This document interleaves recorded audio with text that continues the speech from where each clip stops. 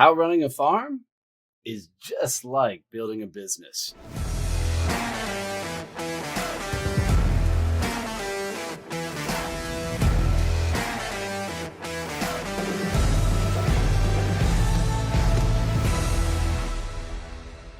How do you host a great workshop? Hey, I'm Donnie Bovine, the CEO and founder of Success Champion Networking and author of the book Fuck to Focused.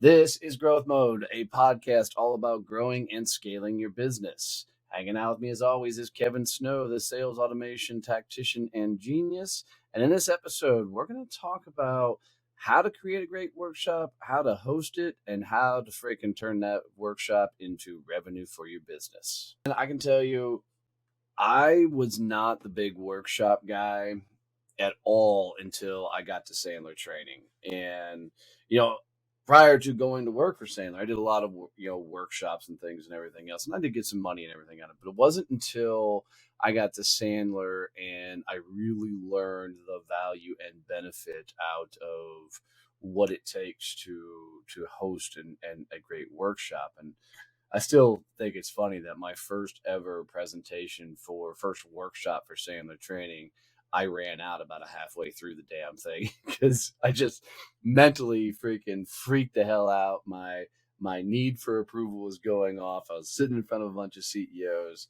and I just lost it. But I can even go back further that when I'm in St. Louis and supposed to be presenting to the small delegation of the UN Council, same thing. I didn't run out that time, but I completely froze until the vice president of my company said, Donnie, what's the next move in this? And then all of a sudden I snapped back too. But I think, for a lot of people, there's of course the fear of getting up in front of people. For a lot of people, there's, a lot of different factors that play into it, man. But I can promise you, hosting workshops is one of the most greatest business development activities you can do to get people interested in what you do, how to do it, and, get people introduced to your brand overall.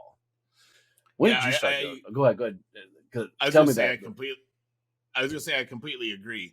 But I think we need to really define the whole idea that a workshop is not a webinar.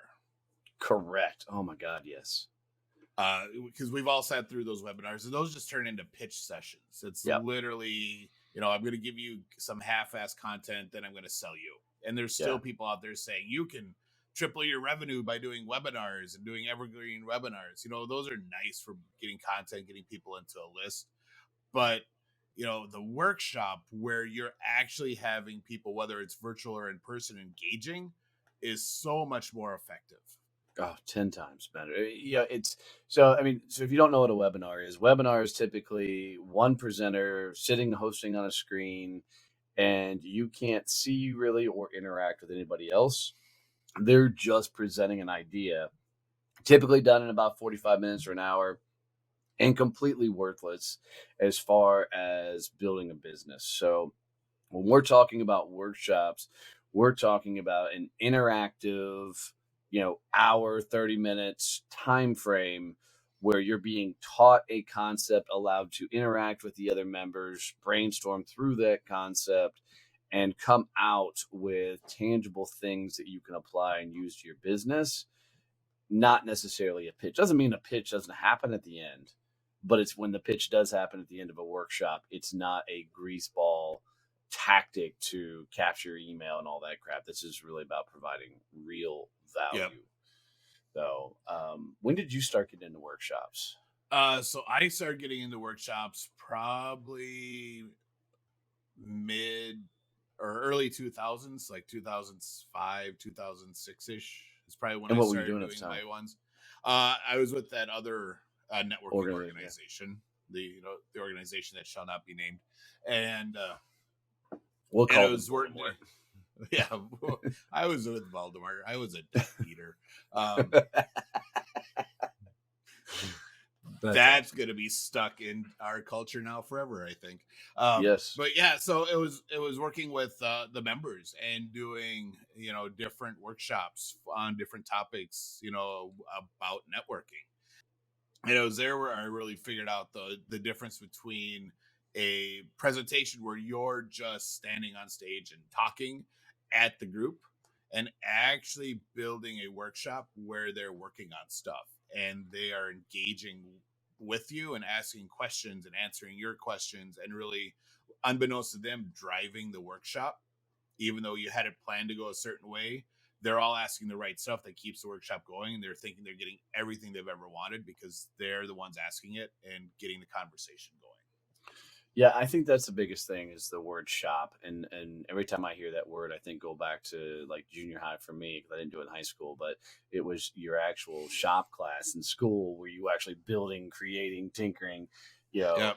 That's the whole premise of this is you're not there to just be educated. You're there to actually do the stuff that's being taught and implement and figure out ways to do it in your business. But putting together a good workshop is not always the easiest thing to do because there's a lot of elements that come with it. Figuring out a title, figure out what you're going to teach. And for me, because I've been doing it so many times. I mean, Kevin will tell you that I will just throw out a random topic, and then 2 seconds before it, I'll do a complete workshop on it. But that's because I've been doing it for so many years. But so many people struggle with what should they teach, how should they teach it, how do they create different activities. So I'm going to pick on you a little bit, Kevin, just because I know you overthink it every time you fucking do it. No, but it's good thought process, and it's a good system you go through to actually build out workshops. So where do you start when it comes to building out a workshop? So I start at the end. And when I'm building out a workshop, my first question is, all right, so what do I want them to have accomplished at the end of the workshop? What Smart. needs to, where do they need to be? What is their state? And then I start working backwards and figure out, all right, so again, back to the backwards planning from the military. But yeah, I start at the end, and then I start trying to figure out, all right, so what are the steps they have to go through to get there? You know, if the end state is this, where should they be right before it? And how do I get them there? And then building in that type of content. I've found, because I used to do it the other way. I used to write the introduction and then start at the beginning and work through and do the conclusion, and then I'd have to go back and just completely re-edit the damn thing because That's funny. stuff was never in the right order. When I got to the end, the introduction didn't fit anymore because I'd really like changed course halfway through because I had some realizations or some ideas, and it just took me forever. So now I starting at the end, understanding, all right, here's where I need to be. I write all the content, then I do the conclusion and the introduction right at the end. Yeah, I think that's really smart because, like you said, most times when people try and write forward, if you will, the context and content will often change. I mean, it goes down to even me writing a post on LinkedIn or something. I'll start off with one theme, and I did it this morning. I started off with one theme, and I realized halfway through I was writing a completely different article. Like, whoa, stop, back it up, clear out this stuff, and keep on task. And for me, it's not so much the end game state. For me, it's the overall topic, and then what I do is I play a fun little game with myself of, okay, is this one going to be 5 steps, 7 steps, or 10 steps? And oftentimes by just putting it's going to be X amount of steps, it forces me to get a little bit more detailed in, okay, what's it take to go from A to B? And I've found that the more you can give people a system or a step by step that they can follow, or a series, an acronym they can follow, it makes it really easy for them to go, okay, this is what I do here, this is what I do here, this is what I do here. And I think people wrap their head around it a lot more. Yep. Yeah, so like for the summit workshop that I'm doing this year, we're at the end state for me, for everyone that's in the room, is they're going to have a mapped out email campaign with, the basics for all the emails. They're going to know how the flow works. They're going to know subject, uh, general content. So all they have to do is then really go back, fill it in, and put it into their email thing. So for me, it's figuring out, all right, so what is the process I use when I am doing an email campaign and I'm writing emails? And how do I teach it? So I'm totally looking at what are the steps they need to go through to be able to do that on a, within 45, or with, I guess for me, it's for within 75 minutes, they will have everything done. And what does that look like? So it has to be very much process driven, because if you're going to have them do something, there has to be, your first step, and then what's the thing that builds on it, and how are you getting them through that journey to have something that's usable at the end. Yeah, and I think that's one of the things that I really like that doing a workshop does, is forces you to think about the tactical steps you take in doing it. Because oftentimes when we do a thing, it's become robotic because we've done it so many times. But when you've got to break it down and explain it to somebody else, it puts it in a different thought process, a different plane to work through it. And I don't know if you found the same thing, but I found for me that oftentimes in trying to turn it into a workshop, I found a better or a more improved way of doing it because I was looking at it from a different angle. It's a cool evolution. Yeah, and I really like, because a lot of times when you go to different conferences or events and you're listening to speakers, they're giving you all this really cool high level information that you're like, oh my God, that's awesome, we need to do it. But they never give you how to actually do it. Right. So you leave there, it's like, oh, that's awesome, I want to do this, but I have no idea where to start. So the workshop I love, because you're literally, taking this high level idea of, hey, you should do email marketing, and actually helping them leave that workshop with something they can use, where they don't go back to their desk and say, well, now what the fuck do I do? Right. This is really cool. I love that workshop. That would so work for us, but I have no idea how to do it. Oh, I love this. So step one, what the hell are you going to teach, right? What's the workshop about? What's the overall theme? And to Kevin's point, what's the main end objection of that workshop? Second thing I think you got to think about is, what are you going to call the damn workshop? Because the title of a workshop will really make or break a workshop, and how many people, who shows up when they are going to come to it. And I know for me, most times my titles come from the exact words our clients say, and the things that come out of their mouth on a particular topic is where I formulate a lot of the titles and things. Because when you think about a title, you got to think about, okay, what are they doing a Google search for?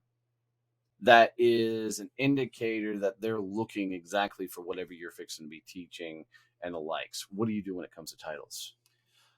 It depends on how I'm presenting it. If I'm doing an online workshop where I'm going to be promoting it on LinkedIn, Facebook, and trying to get people into a Zoom room, I'm going to do a lot of, the 3 ways to, 5 ways to do this. And really, here's how you do that. It's what you said, understanding what they're Googling for, so that the 3 ways to write an email that converts, that type of stuff that tells them exactly what they're going to get at the end, to get them to open up the event and actually look at the content. If I am doing a actual in-person presentation, I will try and be a little bit more creative, and really have something that's going to catch their eye and make them say, ooh, that is a really interesting title, I want to know more. When I think it comes to a title, you very matter-of-factly need to think about who's the audience. Because I found titles that I thought were going to be a huge hit for a workshop brought the wrong crowd, and it's because of what I said in the title. Yep. And so I have to really think about, what is the actual person, or who is the actual person I want to show up and speak directly to them. If I say, while your prospecting sucks, I'm going to bring a lot of salespeople. But if I talk more about why your sales team sucks, I'm going to bring a lot more management. So you really have to think about specifically who is the target audience, and how do you write that title so they come to the game and show up. Because I've done it too many times where I've got the wrong crowd to show up at the event. And vice versa. I've gone to workshops where I thought it was going to be really awesome content that I absolutely wanted to hear. And then I go there, I'm like, oh, this was not actually for me. Yeah, right. I'm like, because the title and the description were wrong. I'm like, oh, son of a bitch, that's not what you're talking about at all. So and then I'm pissed because I just wasted an hour and a half of my time. Especially when you're at a conference or something and there's 2 tracks and you're trying to decide which one to go to, and you read this one and then realize you should have went to the other one because what they're teaching is nothing like you thought it was going to be. So then I have to go through the whole mind exercise of, do I get up and leave? I just walk out. You do. I don't have time to sit there, So, but a couple of tricks that you can do to find good titles is just go to Google and type in whatever you're trying to teach a workshop, and you're going to see a ton of titles out there and see which one resonates best. And hell, you can even A/B test it where you put it out to a group of people and say, would you rather hear this or this? And let them tell you. The next portion of it, so if you know the content, the title, is where the hell do you post it so people actually show up and attend? And I can tell you hands down, out of everything we've done, shy of running ads, LinkedIn has dominated everything. And, we run a once a month open to the public workshop that happens the first Friday of every month. And you can click on my profile at any given time I should start putting you as a speaker of that, Kevin, so you can invite people too. But, but you can click on my profile anytime, just go to events, and, coming up, we have the mental game of business, but each month we put that out there. But the great thing about LinkedIn is you can invite 1,000 people, 1,000 of your contacts to whatever workshop you put out there. And you can sync it up with Zoom, or you can do this in person too and still invite 1,000 people. But LinkedIn loves events at the moment, and so they're going to help you try and push and promote it out. And I bet you we get 250 people registered for every workshop, and we get 40 to 60 people showing up every time we host one. And I mean, that's, to me, it's just a fantastic return on getting a bunch of people, some who know you, some who don't, to show up for your workshops. But man, we've tried a lot of the other platforms to nothing, like Eventbrite, nothing. Any other events, Facebook, very small return. Hands down, LinkedIn has absolutely dominated for us and allowed us to test a lot of different topics, titles, and different things. Now, I say all this, if you're going to throw money at it, you're going to run like Facebook ads or something, then pick the platform that you can throw money at. But with a lot of our titles and the things we do, we can't throw money at them, so they won't let us advertise them. Yeah, I think it's really key when you're looking at where you're going to promote it at, that you understand who your audience is. We talked about that a little bit already, but then also with that, understand where they hang out. For us, for the people we target with, business owners, entrepreneurs, LinkedIn is way more effective. For other types of products and services, Facebook might be better because it is much more of a consumer-based audience. Right. So you really need to understand where your people hang out and then go there. Just don't go to LinkedIn because we said so, because it might not be right for you. Well said. And then there are some people that do YouTube. There are people who are, they have regular live content on YouTube and get, hundreds of people that join and live stream with them and promote it that way. So, Twitch is another option. If you want to do stuff on Twitch, that might, if you're in the electronics gaming community, that might be an option. So there's a ton of stuff out there, and you just got to kind of experiment and see where you get the best play. Do tests, go back and forth, say, all right, we're going to try LinkedIn. Now we're going to try Facebook and see what works and what you liked, what you didn't like. Yeah, for sure. And, play with it, try it, test it, see what happens out there. And I mean, for me, the biggest portion to run big workshops, we have a ton of people showing up, is you got to build your following. You got to build your champions that are into your message. Because a lot of our events and workshops and things that we do now, a lot of our champions and success champion networking or champions table, they invite their people so they can introduce them to our world. But it's taken us, a lot of damn years to build a following up that can do this. It's only going to go bigger from here. So focus on wherever your audience is and spend time there and dominate on that particular platform. Our graphic designer, Brian Price, I mean, he's building a lot of his attention on, Twitch right now. And so he's building his Twitch followers and Twitch communities. And we don't do anything on Twitch, just as a prime example. It's the I'm going to say, I'm glad you brought that up, because I wanted to jump into that whole concept of, you want to do a workshop, awesome, but you need to be active on the platform. You right. already need to be doing stuff. You need to have been out posting. I am half-assed on LinkedIn right now. I'm getting better. A few weeks ago, I said I sucked at it. Now I'm just half-assed. So, that's an improvement. But I don't think I could jump on LinkedIn and post an event and get 60 people to show up, because I haven't been really active with my content and driving people to follow me. Ooh, we're gonna Whereas test that theory. I want to find out. Whereas Donnie he's active and he's posting there multiple times a day on other people's, and then commenting on other people's posts as well. So he's got a much better reach. So if you want to do the workshop thing, you need to, like Donnie said, build the audience and be active where you're going to try and do this workshop at. Yeah, we're really gonna test that. I want to find out, because I think somewhat by osmosis of hanging around with me as much as you do and all the things with me. But I think a lot of people are actually really interested in, and I mean, we heard it during one of our Thursday trainings, how many people want to hear from you, so I think we're going to really test, where's the best place for Kevin to host a workshop coming up. And now he's testing me. Hashtag Team Kevin. Said nobody ever. But I'm gonna have a cool T-shirt for the summit when I present. Just gonna have hashtag Team Kevin. But the bottom line for all of this. Oh, and the last thing we should cover is you need to have some sort of mechanism that tracks what people are doing, saying, responding. So whether you're doing some sort of email collection, for me, my favorite thing to do is always finish every workshop with lessons learned. I love to figure out, what their biggest takeaways are, and the likes. But Kevin speaks to this better than I do.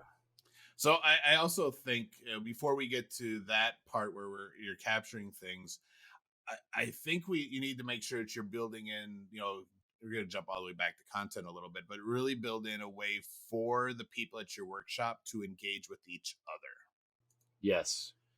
And whether that is breakout rooms or some sort of conversation where they are sharing and you're just moderating and letting everyone engage with each other, you need to have not just where you're questioning and they answer you and then you move on.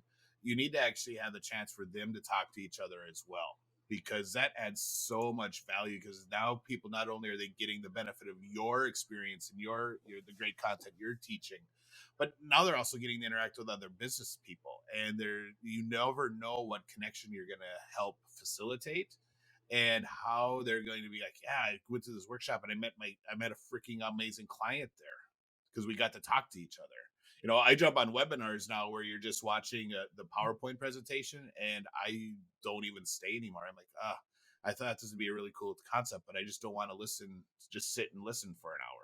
How boring. Yeah, no kidding. And I'm out instantly. If I show up to an event and I can't interact and network, I'm out. I just don't have time for it. I'm sure the content is valuable, but I learn best by doing things and doodling and this, that, and the other. So if I'm not sending private messages or the likes, then I'm having conversations and I'm just out. Yeah.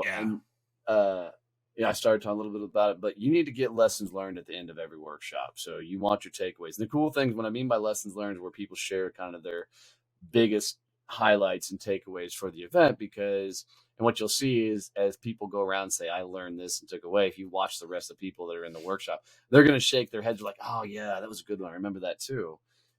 And it's a little bit of validation, but it's a lot more of reminding people all the things you covered.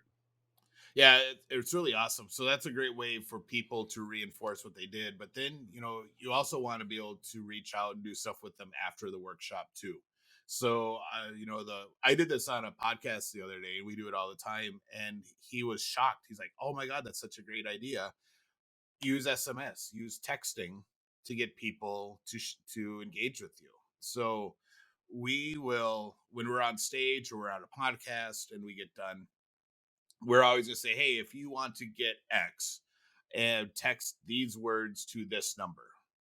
Yeah. If you're presenting on stage, maybe it's a workbook that goes along with the content so they can keep working on stuff at home, copy your slides. I have a little worksheet that I use for podcasts, stuff like that. But get them to text you. Now they're in your world. And now you can reach out and do stuff with them. And it's a great way to keep the conversation going after you get done with the event. For sure. And, we've told it plenty of times, but we've had events where we drop the, send the word success to 817-318-6030. And the amount of people who opt in out of that, as long as you provide a lot of value, has just been tremendous.